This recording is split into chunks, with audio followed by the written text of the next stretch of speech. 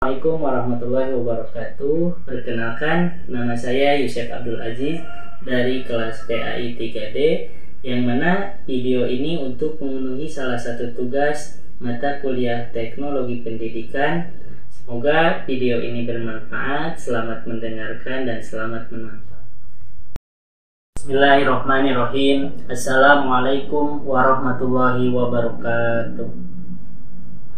Alhamdulillahirabbil alamin wa bihi nasta'inu ala umuri dunya waddin wa ala alihi wa sahbihi ajmain. Allahumma shalli ala sayyidina Muhammad wa ala ali sayyidina Muhammad. Ashhadu an la ilaha illallah wa ashhadu anna Muhammadan abduhu wa rasuluhu la nabiyya ba'd. Amma ba'du. Wa qala Allah ta'ala fil Qur'anil Karim wa huwa asdaqul qailin. A'udzu billahi minasyaitonir rajim. Bismillahirrahmanirrahim.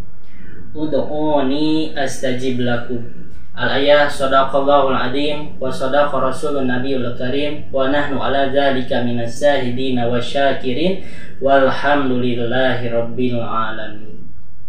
Hadirin jamaah yang saya hormati, pertama-tama marilah kita panjatkan puja beserta puji kedat ilahi Robbi, yang mana berkat kudrat dan iradatnya kita masih diberi kesehatan dan masih diberi nikmat berupa nikmat iman dan nikmat Islam. Sholawat beserta salam semoga tercurah limpahkan kepada junjungan alam, yakni Habibana wa Nabiyana Kangjeng Nabi Muhammad Sallallahu Alaihi Wasallam. Tak lupa kepada keluarganya, para sahabatnya, para tabi'in tabi'atnya. Mudah-mudahan sampai kepada kita semua mendapat syafaatul udma di yaumil qiyamah wal hisab. Amin ya Allah ya rabbal alamin.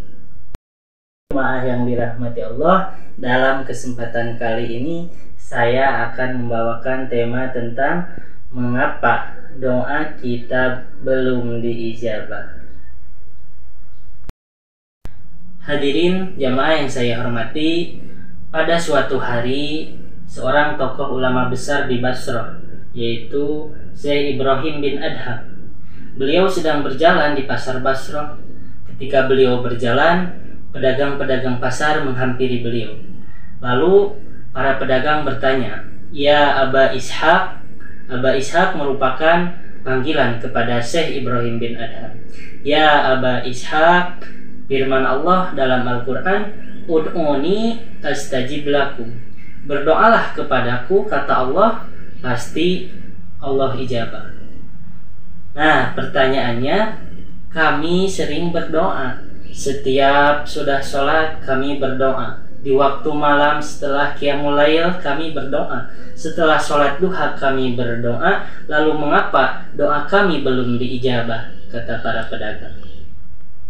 Apakah Allah tidak mengijabah doa kami? Apakah Allah berbohong dengan firman Allah, dengan firman-Nya? Maka Syekh Ibrahim menjawab, hatimu mati sehingga doamu tidak diijabah.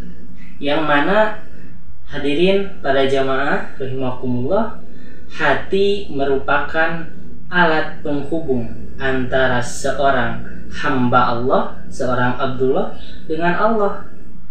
Yang mana jika kita ilustrasikan, hati bagaikan wifi atau kuota, yang mana jika kita ingin mengirim WhatsApp kepada seseorang tetapi kita tidak mempunyai paketan data, maka pesan tersebut tidak akan tersampaikan.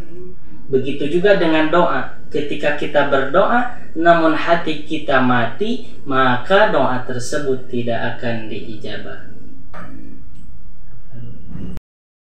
Syekh Ibrahim bin Adham menuturkan kembali, "Ya ahlal Basrah, matat qulubukum fi asrati asya'a." Hei penduduk Basrah, hei ahli Basrah, hatimu mati karena disebabkan oleh 10 perkara, yang mana akan kita bahas satu persatu. Yang pertama, yang menyebabkan hatimu mati sehingga doamu tidak diijabah, arabtumullaha wa lam tu'addu haqqahu. Engkau kenal Allah, engkau tahu Allah, tetapi engkau tidak menjalankan hak-hak Allah. Hak Allah untuk disembah, kewajiban kita untuk menyembah. Allah akan marah jika hak-haknya untuk disembah tidak kita laksanakan. Kita ilustrasikan. Jika kita menjadi seorang majikan, lalu kita mempunyai seorang pembantu. Seorang pembantu tersebut kita gaji setiap bulannya, tetapi si pembantu itu tidak mau mengerjakan pekerjaan rumah, misalkan tidak mau mencuci, tidak mau mencuci piring, mencuci pakaian, tidak mau mengepel, tidak mau bersih-bersih. Pasti apa yang akan kita rasakan? Pasti kita akan marah. Begitupun dengan Allah. Allah sudah kasih kepada kita rezeki, tetapi kita tidak menyembah kepada Allah. Maka yang pertama yang menyebabkan hatimu mati, arabtumullaha walam tu'addu haqqahu. Engkau kenal Allah, tetapi engkau tidak menjalankan perintah dan hak-hak Allah. Untuk yang kedua, qara'tum kitaballahi walam ta'malu bihi. Engkau membaca kitabna Allah, yaitu Al-Quran, tetapi engkau tidak mengamalkan isi dari Al-Quran. Di dalam Al-Quran, aqimus sholah, tetapi sholat masih sering kita tinggalkan. Wa ati'uz zakah, dalam Al-Quran, maka tunaikanlah zakat. Tetapi ketika kita mempunyai harta lebih dan sudah cukup dengan nisab, kita meninggalkan zakat. Lalu untuk yang ketiga yang menyebabkan hati mati, qultum innal mauta haqqo walam tasta'idu lahu. Engkau berkata bahwa sesungguhnya mati itu benar, kematian itu benar, tetapi engkau tidak mempersiapkan bekal untuk kematian tersebut. Jadi ketika kita tahu, kita yakin bahwa mati itu akan kita alami. Dalam Al-Quran, kullu nafsin dha'iqatul maut, bahwa sesungguhnya setiap diri pasti akan mengalami kematian. Kau berkata, kau yakin, kita tahu bahwa kita akan mati, tetapi kita tidak mempersiapkan bekal untuk menghadapi kematian tersebut. Lalu apa yang harus kita jadikan bekal? Yaitu amal baik dan amal soleh.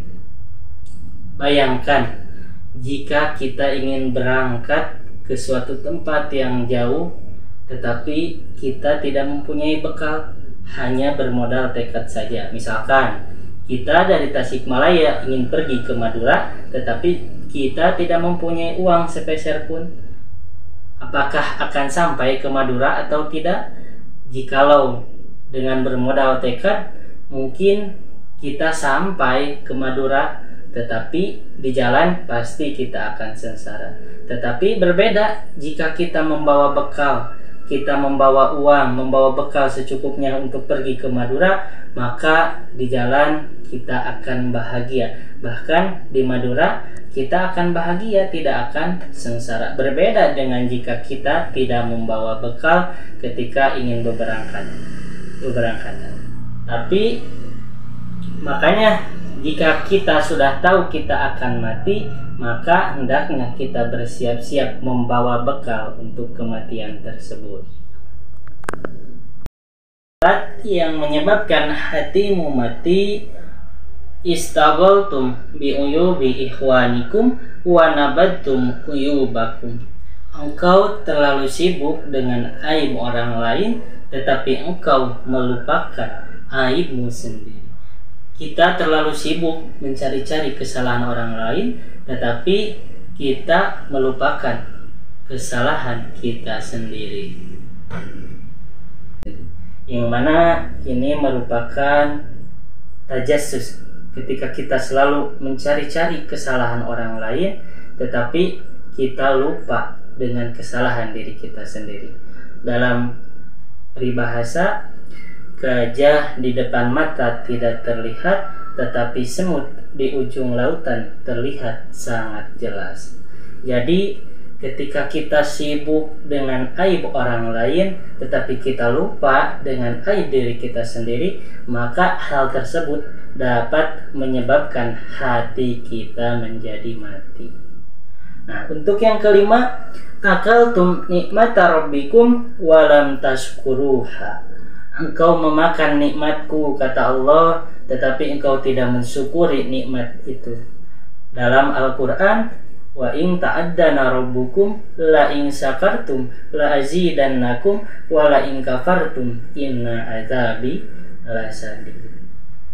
Bahwa sesungguhnya jika kita mensyukuri nikmat dari Allah, maka nikmat tersebut akan ditambah. Tetapi jika kita tidak mensyukuri nikmat dari Allah tersebut, maka tunggulah, kata Allah, siksa kami yang amat sangat pedih. Nah, kata Allah, engkau aku beri nikmat, maka hendaklah engkau bersyukur terhadap nikmat tersebut. Bagaimana cara kita mensyukurinya? Jika dengan ucapan, dengan cara mengucapkan Alhamdulillah. Jika dengan perbuatan, hendaknya kita menggunakan nikmat tersebut dengan digunakan pada jalan Allah. Misalkan ada pembangunan masjid, pembangunan majelis taklim, pembangunan sekolah, dan lain-lain. Selagi itu merupakan kebaikan, maka kita berikan sebagian nikmat kita infakkan di jalan Allah. Kata Allah, engkau bersyukur terhadap nikmatku, maka nikmat tersebut akan Allah tambah. Itu 5 poin yang saya sampaikan, sebagian dari 10 poin yang tadi Syekh Ibrahim bin Adham ungkapkan. Maka sisanya mudah-mudahan di lain waktu bisa saya sampaikan, yang mana bisa kita tarik kesimpulan yang menyebabkan doa kita tidak terkabul, doa kita tidak terijabah, yaitu hati kita yang mati. Lalu bagaimana supaya doa kita bisa diijabah? Ketika hati kita mati, maka doa tidak bisa diijabah. Maka usahakan hati kita hidupkan kembali supaya doa kita kembali diijabah dan koneksi kita seorang hamba kepada seorang Khalik, Sang Pencipta, terhubung kembali. Maka ketika kita hanya mengenal Allah tetapi kita tidak melaksanakan hak-hak Allah, maka jika hati kita ingin hidup, kita kenal Allah lalu kita laksanakan hak-hak Allah, kewajiban untuk kita.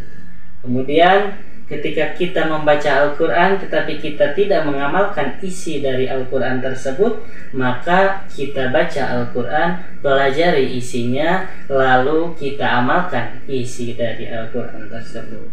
Kemudian yang ketiga, ketika kita mengetahui bahwa kematian itu nyata, kematian itu hak, maka kita harus bersiap-siap menyiapkan bekal kita menghadapi kematian tersebut.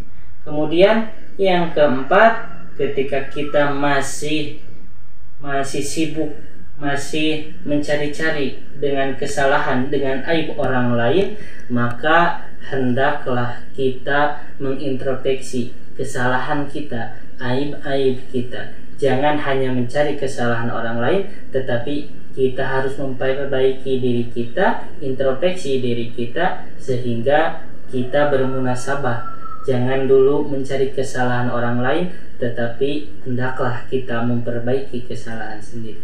Kemudian ketika kita menyadari bahwa kita menggunakan nikmat yang Allah berikan, maka hendaknya kita bersyukur dengan nikmat yang Allah berikan.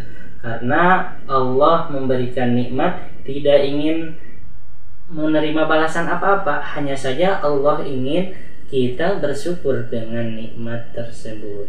Mungkin itu yang bisa saya sampaikan, kurang lebihnya mohon dimaafkan. Wabillahi taufiq wal hidayah. Wassalamualaikum warahmatullahi wabarakatuh.